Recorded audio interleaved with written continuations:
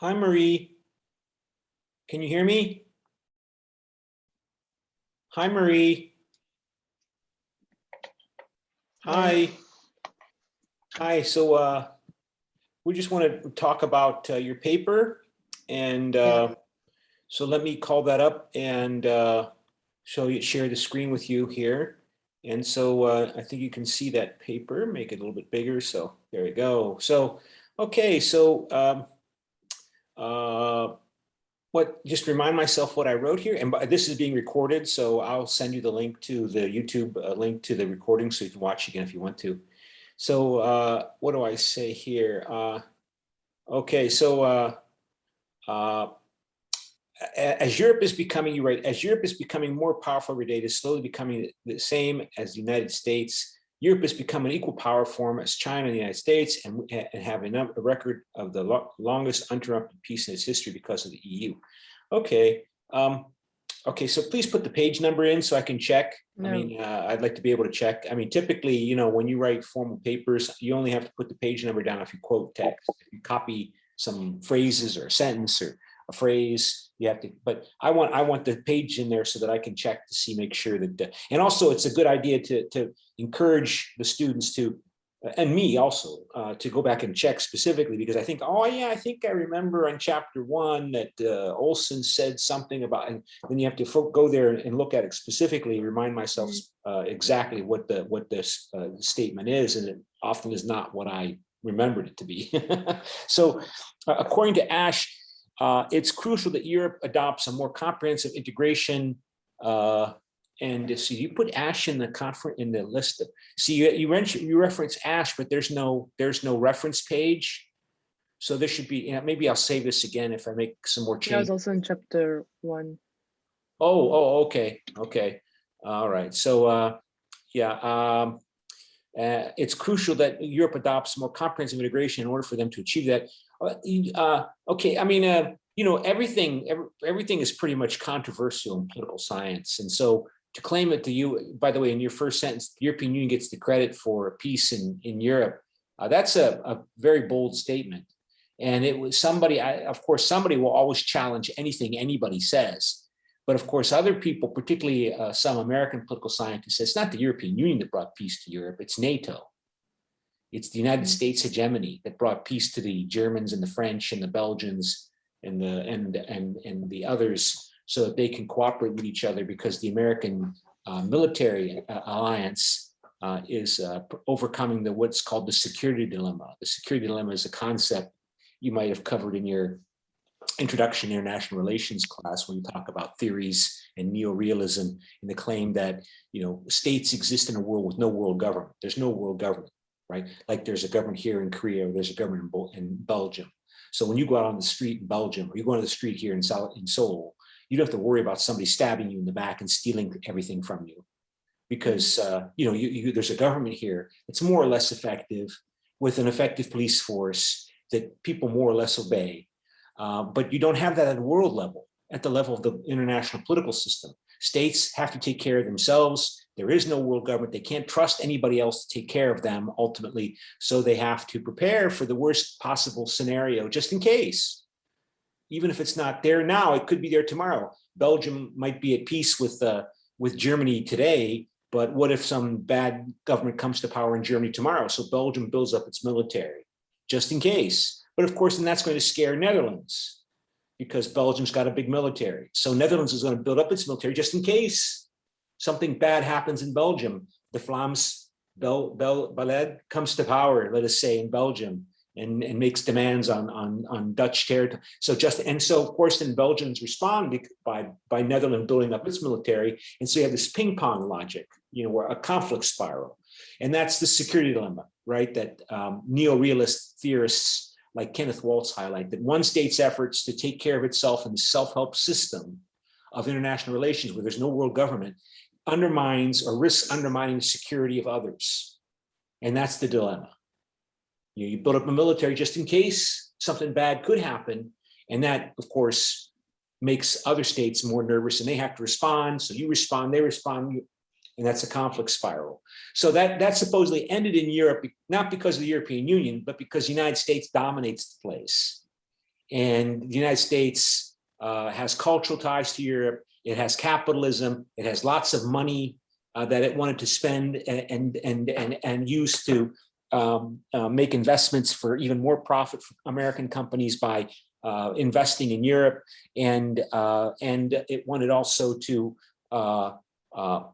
reinforce these countries against the communist threat, the perceived threat from the Soviet Union, and so American democracy and capitalism makes American hegemony more tolerable in Western Europe than, say, Soviet hegemony was tolerable in Eastern Europe.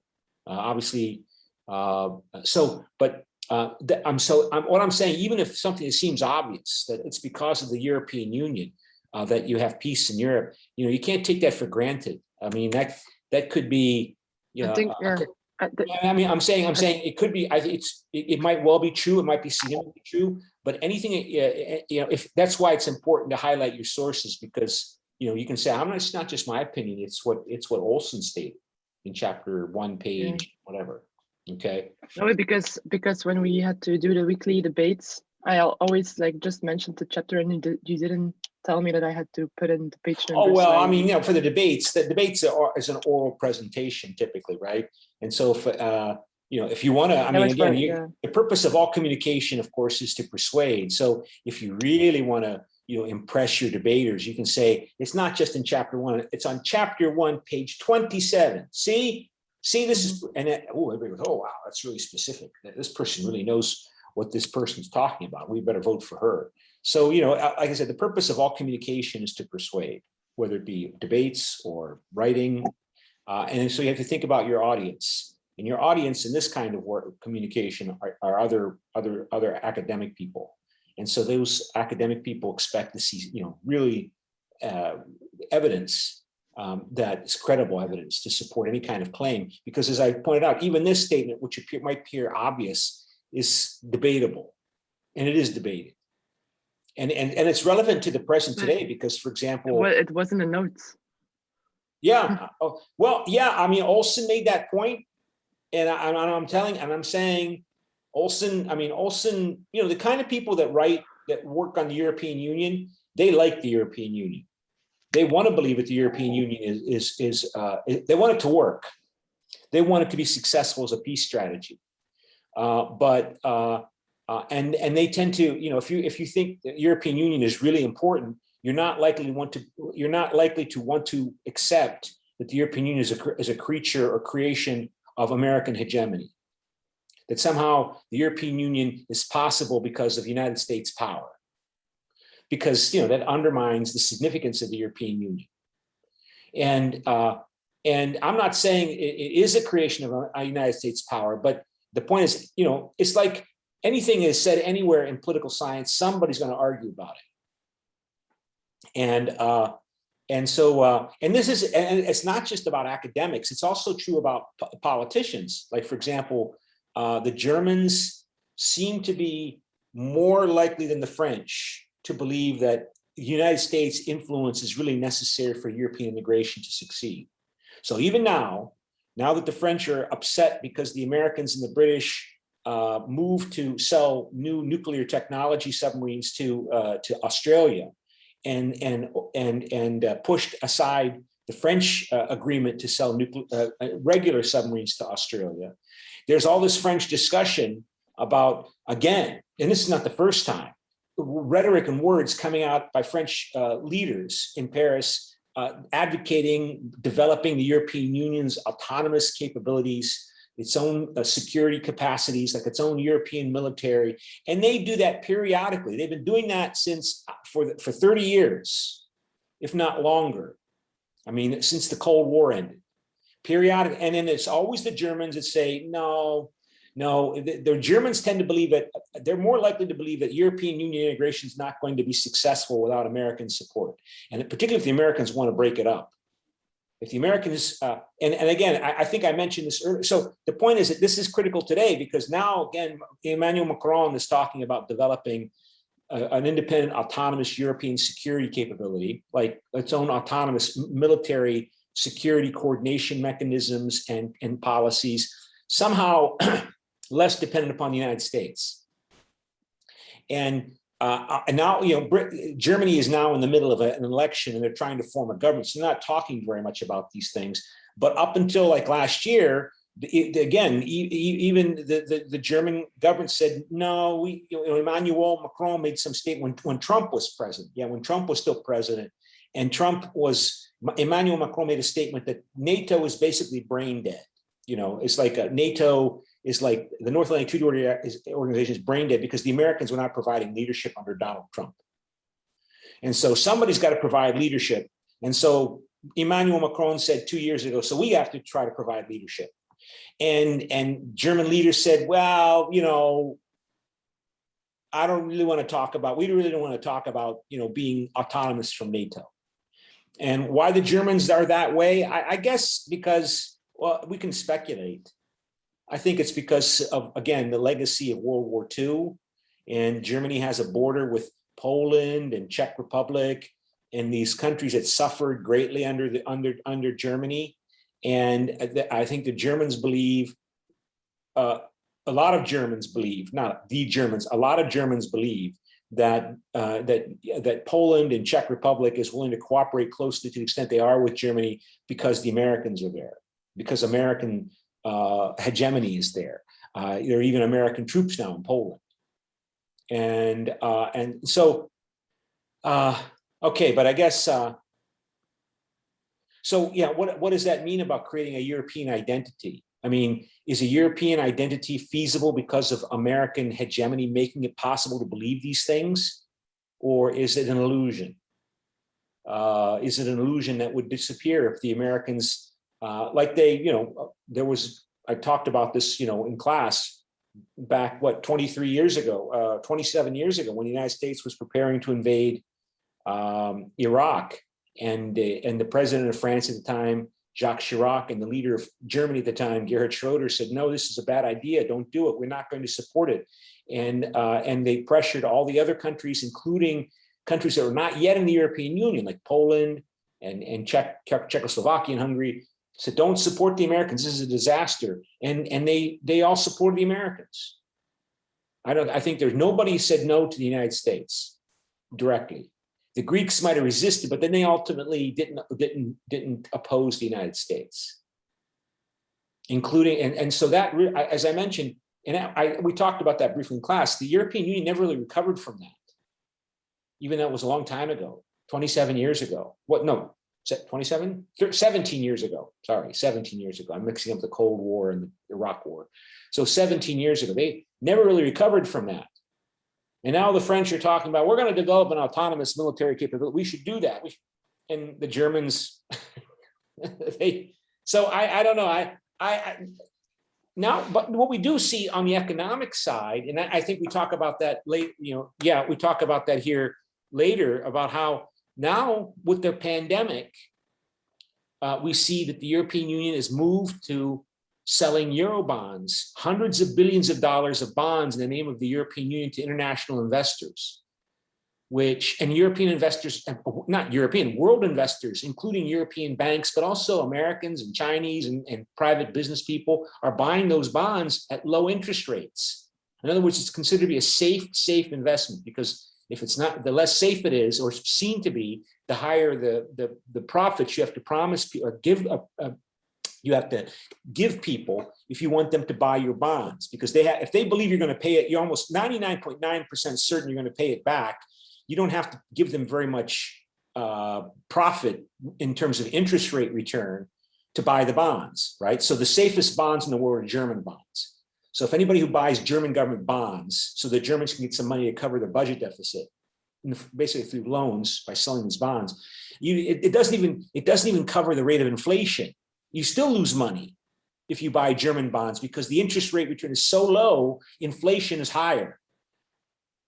And so, but you might be some investor and you have, I have $100 million. I don't know what to do with. We can't decide what to do with it this year. So let's go ahead and just buy some German bonds so we do something with it.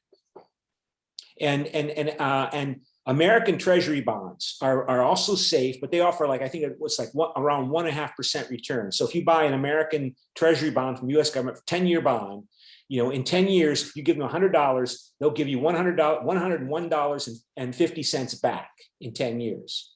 That's your $1.50 profit after 10 years. And Euro bonds are between German bonds and American Treasury bonds. That's how safe they're considered by the people that are buying these bonds. Now, of course, I assume, I say of course, but my assumption is because they basically think that Euro bonds are German bonds with a different name, a different name. That's slightly exaggerated, but that I think is because the foundation of the European monetary system is the German economy and the German financial system. And when Mario Draghi, the president of the European Bank, 9 years ago said, we will do whatever it takes to keep Greece in the Eurozone. We will not let Greece default on its debts. So we're going to always print euros if necessary so that we, the European Central Bank, can buy Greek government bonds. He wouldn't have done that unless the Germans are willing to back it up. Obviously, the Germans agreed to that. So that's the foundation of the Eurobonds. But it's still a beginning, right? Because like we talked about in class, 80% of my social life, 80% of your social life, 80% of anybody's social life is business and economics. From buying coffee to getting your salary, your paycheck to your career. It's all about getting paid for, and spending money to live. And so when everybody starts using euros, and they really believe that these euros are real, because the European Union is economically at least real, and you can trust that it will be here today, and it'll be here 10 years from now, and 20 years from now, because you're going to invest in buying euro bonds. You're going to expect, I don't know. I mean, the usual U.S. Treasury bonds you can buy 5, 10, but like 10-year Treasury bonds is the U.S. typical bond. So I assume the euro bonds are 10 years. You expect that the European Union and the euro is going to be here 10 years from now. And that's a significant, so you know that you assume the European Union will be here 10 years, 20 years from now, and you start acting today in 2021 as if European Union exists and it's going to exist in the future. It exists in the same way ultimately that France exists or Russia exists or China exists. These all exist here. That's the only place these things exist. And Europe exists here. At least the Eurozone exists here.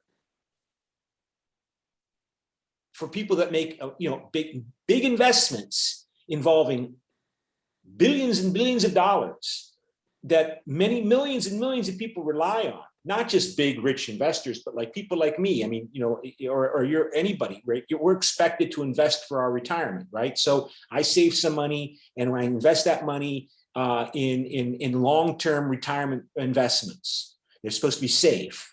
And so these people are buying euro bonds as well as U.S. Treasury bonds and German bonds and British gilts, the British term for their bonds. They call them gilts. But it's like, this is my retirement I'm talking about, right? So I mean, this is really significant. And so that's one level, and then what else do I talk about here? I mean, since I'm going off on this, I mean, like I tell my students, I mean, you're from Europe, right? Your family. I don't know when your family came from Kyrgyzstan, but I mean, No, I was born here. you were born in Belgium. Yeah. Okay, so I don't know you, but you still speak Russian. You're European. You go. Yeah. Let's say you go to you go to get a master's degree. You go to Bruges, Bruges. Is that in Belgium? Let's say you go to Yeah. Natolin. Yeah, Let's it's in say Belgium. there's a branch campus of European University in Natolin, Poland. So you go to Poland and you study. You get a master's degree in European studies there. You meet a nice a Maltese boy, and you get hitched with a Maltese man, and you get married, and you get a job with Siemens Corporation, a German company, Siemens, and you are sent to go work in the Siemens German company's branch office in Lisbon, Portugal. And you have a family, and you send your child to some international school where they study Portuguese and English. What is that child going to feel like when they grow up? Are they going to feel, I'm proud Belgian? Maybe, but they might have a complex identity profile, right? And they might. So on that level, like when as we talk about in class and talk about in other courses, Belgium exists only here. But somebody constructs America up here, and when I was born, I was constructed into becoming an American from the time I was born. Right, and the construction occurs up here. So early socialization is really kind of important for national identity, right? And so we talk about this process, the level of international business financiers and investors, and then we can talk about longer term value change on collective level as a result of European integration, as more and more people move across borders. Intermarriage rates, I think, are important. What percentage of marriages in Europe are between people who have different citizenships, like Germans with French, Italians with Slovenes, whatever? Because that's an indicator of this longer term, more basic, fundamental identity value trends. So we can talk about different kinds of trends among elite business investors, which is more rapid and immediate, versus these deeper trends of the creation of the single market, creating new kinds of family cultures that are going to affect how people are constructed in terms of their identity up here. Now, and I'm not saying this is easy, and some people say, well, we want to see a primary European identity for, they used to say 20 years ago when I was in Bulgaria, for another 150 years. And I think what they mean by that is that with this process of people moving across borders, getting jobs, intermarrying, that's what they're talking about. And then having children, and then grandchildren, and those children having children, to create this new emotional self-identity that builds upon German, French, Belgian, Italian identity, but then that becomes something else on top of that might even become more important. And I'm not saying it's inevitable, but when you create Eurobonds, that's a big step to making it appear to be really plausible. This is a long-term process, So, and so we're talking about sociology. Now we're talking about deep processes of sociology and psychology. And that's what we're involved. That's what the question refers to. And and there's no right or wrong answer to this. I mean, this is a discussion question in the book. There's not a right answer. It's a discussion question. And keep in mind, just because this intermarriage happens doesn't mean it can't still fall apart. I mean, I think I remember when I was in graduate school in 1980s, was reading an article about the breakup of Yugoslavia, when Yugoslavia broke up. And the same thing might be true about the Soviet Union. Like something like by the mid-1980s, 10% of all marriages in Yugoslavia were between people that were not belonging to the same national group. So I think they were saying like 10% of marriages every year, or 10% overall, between Serbs with Croats, with Slovenes. And those people who got married to other people that were not from their national group, they had children. And we had some of those children at the American University in Bulgaria when I was teaching there. And those people were those families and those intermarried families those are the ones that would have supported maintaining Yugoslavia more than anyone else, pretty much, in those countries, because they have a deep personal invested interest in maintaining Yugoslavia, because if Yugoslavia broke up, which it did, then they risk being labeled or being vulnerable to being perceived as traitors, because, oh, your dad was a Serb, and here we are in Croatia, and we were at war with Serbia, and I know you have Serbian, your father is a Serbian, you have Serbian, so can we really trust you if we're going to hire you to work in the Croatian police or in the Croatian army or even in a Croatian business? And that might be true in the Soviet Union as well. I mean, I haven't really investigated, like what percent of marriages by 1990 in the Soviet Union were between Russians and Ukrainians and Kyrgyz and Kazakhs and Uzbeks and outside of their national group. And those, but of course, those groups were not able to maintain Yugoslavia. They were not able to maintain the Soviet Union.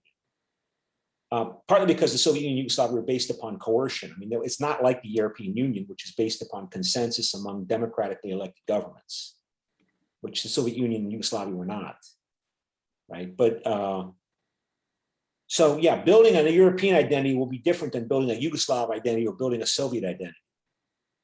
And it's even different from an American identity, because the United States had to fight a civil war to create the United States. I mean, they had to defeat the South, which wanted to break away to protect, its slavery, maintain slavery. So, we don't want no more violence. We don't want any more violence in Europe. But that's the kind of questions that we're talking about here, and it's really relevant. So, for example, important questions.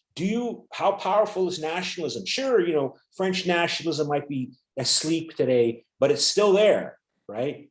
And if you're going to if you're a German and you hear Emmanuel Macron say, well, we Europeans, we need to separate ourselves from the United States. If you make a mistake on this, you could well have scenarios you can imagine whereby the European Union could be in trouble. And, maybe Emmanuel Macron says these things because, like any politician, he's thinking about the next election. He wants to get reelected next year. So, he's got to appeal to this Gaullist, Charles de Gaulle sentiment of national sentiment. So he talks in these terms. But to really act on them, particularly if you're Germany, it's hard for me to believe that we're going to see the Germans ever. The most that we see that they're doing, for example, is they are going ahead with the Nord Stream 2 pipeline for gas from Russia, even though there are individuals in the American political elite that are very strongly opposed to it. But that's it. They're not going to create they're not going to try to shut out the United States from military operations in Europe, from their military operations in Europe, to the extent they have any, I think. But anyway, so do you have any questions? I mean, I talk about this here. I mean, that sort of summarizes what I wrote here. And then, just in terms of academic conventions, we typically do not use contractions in scholarly writing because it's an informal form of speech, and we don't. Yeah. So the European Union has announced in the Treaty of Lisbon that it has legal personality, which I guess means that the member states of the European Union allow the European Union itself to sign treaties. So that means the leaders of the European Union, they have the right to sign treaties.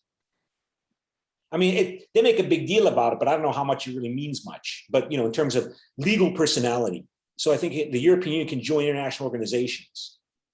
So, like the European Union is going to join. I don't think the European Union can join the United Nations, but I think the European Union is going to apply to join the Council of Europe, the human rights organization, along with all the member states that are already on it. In it. And that has implications for judges and courts throughout the European Union. That and throughout, I guess, the world as well, because they read each other's opinions. And if the European Union has legal personality and the European Union joins the Council of Europe, then if you're an Italian court, you have to apply the Council of Europe law, even more so than you already do, because it's part of European Union law. So yeah, I think that's primarily from a legal point of view, like how it, and that's important in terms of these different trends at different levels, like immediate. Now we're talking about how you're trying to train judges and orient all of these thousands and thousands of people that work as lawyers and judges and prosecutors, and then ultimately including police, when you give legal personality to the European Union. Okay. So, you know, I got another student coming in in 2 minutes. So do you have any questions? If not, okay, I will go ahead and send you again this draft, and then I will send you the link to this recording later this afternoon. Okay. Yeah. Okay. Bye.